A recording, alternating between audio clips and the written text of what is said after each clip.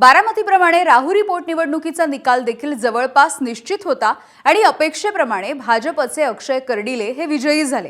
त्यांना मिळालेल्या मताधिक्याचा आकडा 1 लाखांपेक्षा जास्त आहे। मात्र निकालाच्या दिवशी देखील अक्षय कर्डिले यांच्या विजयापेक्षा चर्चा आहे ती प्राजक्त तनपुरेंची। कारण तनपुरेंनी माघार घेतल्यामुळे अक्षय कर्डिले यांच्या गळ्यामध्ये विजयाची माळ पडल्याचं बोललं जात आहे। आता या कामगिरीसाठी प्राजक्त तनपुरे यांच्या हातामध्ये नेमकं काय पडलंय किंवा पडणार आहे हे बघणं देखील औत्सुक्याचं आहे।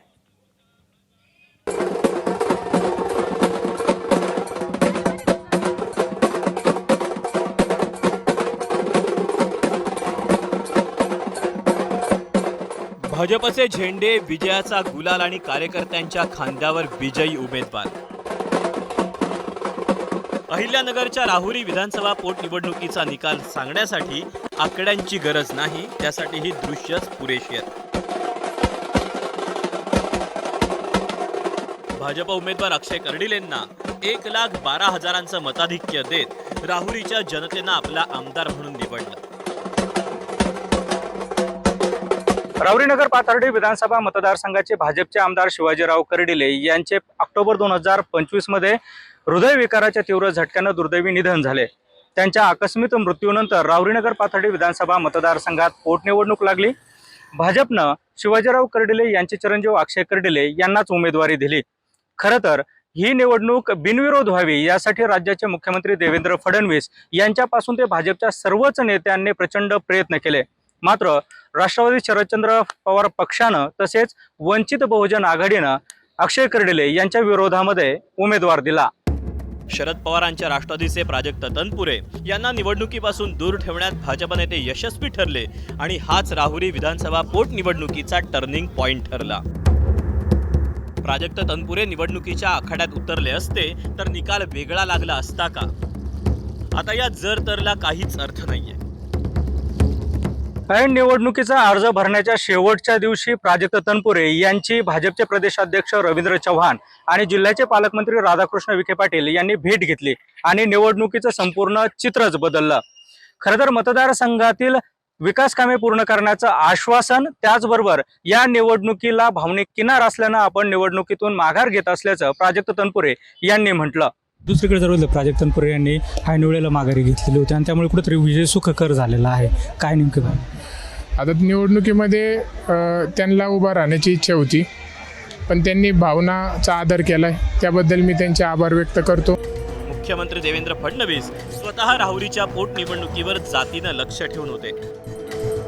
आज या निमित्तानं स्वर्गीय शिवाजीरावांची आठवण झालं शहरात नाही। मला वाटतं त्यांच्या कष्टाचं फळ होतं आणि कार्यकर्त्यांचं पाठबळ। महायुतीचं नेतृत्व करणारे आमचे नेते माननीय देवेंद्रजी फडणवीस साहेब यांची दूरदृष्टी आणि त्यांनी योग्य घातलेला समन्वय। अक्षय कर्डिले यांच्या पाठीमागं पालकाच्या रूपाने जी भूमिका बजावली ती जिल्ह्याचे पालकमंत्री नामदार विखे पाटील साहेब असतील, त्याचप्रकारे भारतीय जनता पार्टीचे राज्याचे उपाध्यक्ष सुचेदादा असतील, या सगळ्या लोकांनी वेळोवेळी ज्या ज्या गोष्टी कराव्या लागतील त्या केल्या आणि त्याच्या माध्यमातून आज एवढा मोठा विजय। कर्डिले साहेबांचा संपर्क होता, कर्डिले साहेबांबद्दल एक लोकांची वेगळी भावना होतीच, पण ह्या सगळ्यांबरोबर ह्या भूमिका देखील सगळ्या लोकांनी बजावल्यात आणि मतदार राजा जो आहे यांनी एक मोठा कौल आज अक्षय कर्डिले यांना दिलेला आहे। वडील शिवाजीराव कर्डिले यांच्या आठवणीनं अक्षय कर्डिले भावूक झाले। हा विजय त्यांनी वडिलांना समर्पित केला। हा विजय पूर्णपणे माझ्या वडिलांसाठी मी समर्पित करतो, कारण की हा विजय मिळवण्यामध्ये सर्व काही आहे हे त्यांचं आहे। वडील माझ्यासोबत नाही म्हणजे मला आज सगळं काही मिळून पण काही न मिळाल्यासारखं आहे। म्हणून निश्चित आज हा विजय जरी मी मिळवलाय, हा विजय मी माझ्या वडिलांना समर्पित केलाय। हे सगळं काही त्यांचं, ह्या प्रत्येक गोष्ट आज ही जे काही घडतंय होतंय ही सगळी त्यांची आहे आणि निश्चितपणे त्यांनी जी वाट मला दाखवलेली समाजसेवेची तीच वाट पुढे घेऊन मी निश्चित जाणार। राहुरी पोटनिवडणुकीचा निकाल लागला, अक्षय कर्डिले विजय झाले। असं असलं तरी निवडणुकीचा हिशेब अजून पूर्ण झालेला नाही। ऐनवेळी निवडणुकीतून माघार घेत भाजपचा विजय सुकर करणाऱ्या प्राजक्त तनपुरेंना काय मिळालंय किंवा काय मिळणार?